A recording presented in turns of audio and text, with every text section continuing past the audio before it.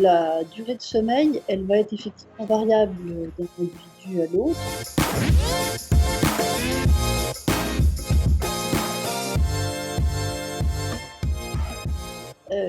Alors les facteurs qui ont un impact sur le sommeil, il y en a effectivement beaucoup.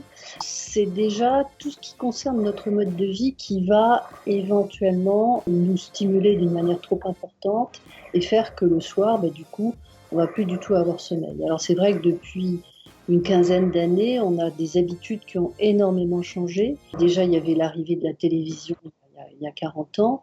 Et puis, il y a eu d'abord internet et puis maintenant le téléphone que tout le monde a, que tout le monde consulte à tout moment du jour et de la nuit. Et là, ça pose réellement un problème.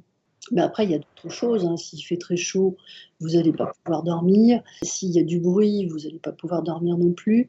Donc en fait, notre environnement doit être calme, on dort dans le noir et silencieux et de température qui soit une température correcte, c'est-à-dire entre 18 et 20 degrés. Au-delà, on a vraiment du mal à dormir, parce que ça fractionne notre sommeil, car le cerveau n'aime pas du tout la chaleur quand il y a une chaleur importante dans la pièce, et ce qui pose problème notamment quand, certains étés, il y a eu des températures absolument excessives et là, dormir dans ces conditions-là n'est vraiment pas possible.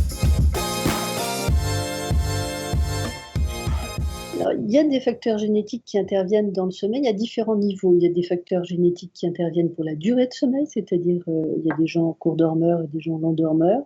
Vous avez des facteurs, génétiques qui ont été repérés aussi sur le fait, de la typologie du dormeur. Est-ce qu'il est plutôt du matin? Est-ce qu'il est plutôt du soir?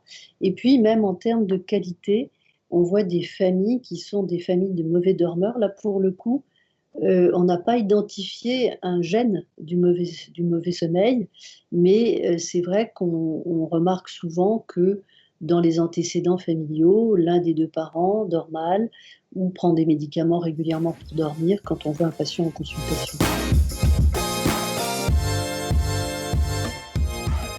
Alors en fait, au niveau de la durée de sommeil, elle va être effectivement variable d'un individu à l'autre et il y a des courts dormeurs jusqu'à des longs dormeurs. C'est-à-dire un court dormeur, il va dormir 6 heures ou même moins de 6 heures.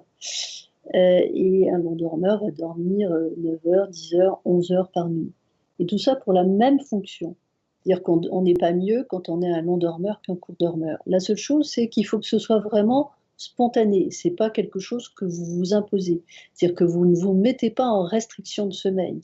Quelqu'un, comme un cadre dynamique jeune, et qui s'efforce, de rogner sur son sommeil pour, gagner du temps, pour travailler et être performant, ça c'est pas un court dormeur, c'est quelqu'un qui se met en privation de sommeil et donc qui se met en danger, c'est tout à fait différent.